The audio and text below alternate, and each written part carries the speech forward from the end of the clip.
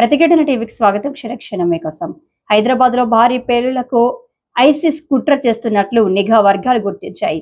NIA, Telangana, AP counter intelligence పోలీసులు ఈ కుట్రను భగ్నం చేసినట్టు తెలిసింది. ఏపీలోని విజయనగరంలో తీగలాగితే హైదరాబాద్ లో డొంక కదులుతుందని సమాచారం. దేశవ్యాప్తంగా శాంతి భద్రతలకు పతనం కలిగించేందుకు కుట్రలు నడుస్తున్న దృశ్యాలు ఒక్కొక్కటిగా వెలుగులోకి వస్తున్నాయి. తెలంగాణ, ఆంధ్రప్రదేశ్ను వణికించేందుకు భారీ కుట్ర జరుగుతుందని తెలుస్తోంది.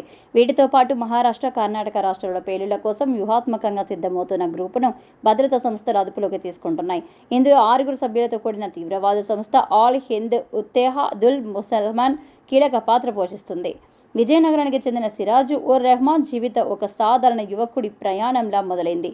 2017లో మెకానికల్ ఇంజనీరింగ్ పూర్తి చేసి ఎస్ఐ గ్రూప్ 1 పరీక్షలకు సిద్ధమవుతూ హైదరాబాద్లో శిక్షణ తీసుకున్నాడు. కానీ ఎస్ఐ సెలక్షన్లు విఫలమవడం, గ్రూప్ 1లో స్థిరపడలేకపోవడం అతని మనస్తత్వాన్ని మార్చేసినట్లు అనిపిస్తోంది.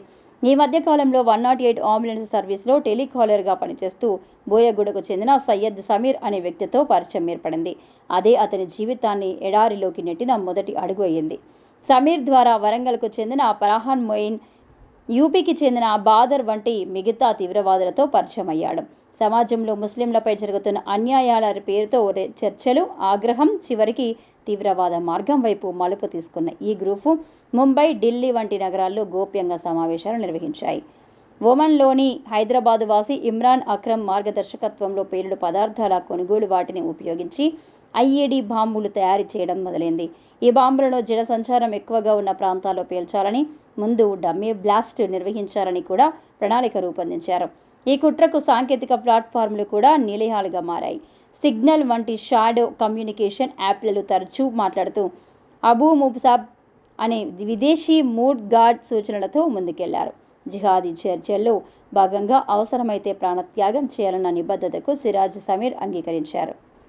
ఈ ఘోర కుట్ర వ్యూహం గట్టిగానే మెలిగింది. కానీ కేంద్ర బలగాల, రాష్ట్ర పోలీసుల నిఘాకు చివరికి లొంగిపోయింది. వీరి పక్కా కమ్యూనికేషన్, విదేశీ నిధుల ప్రవాహం, ఐఈడీ తయారీ సామర్థ్యం అన్ని కలిపి ఒక దేశ విద్రోహ కుట్రగా వెలుగులోకి వచ్చింది.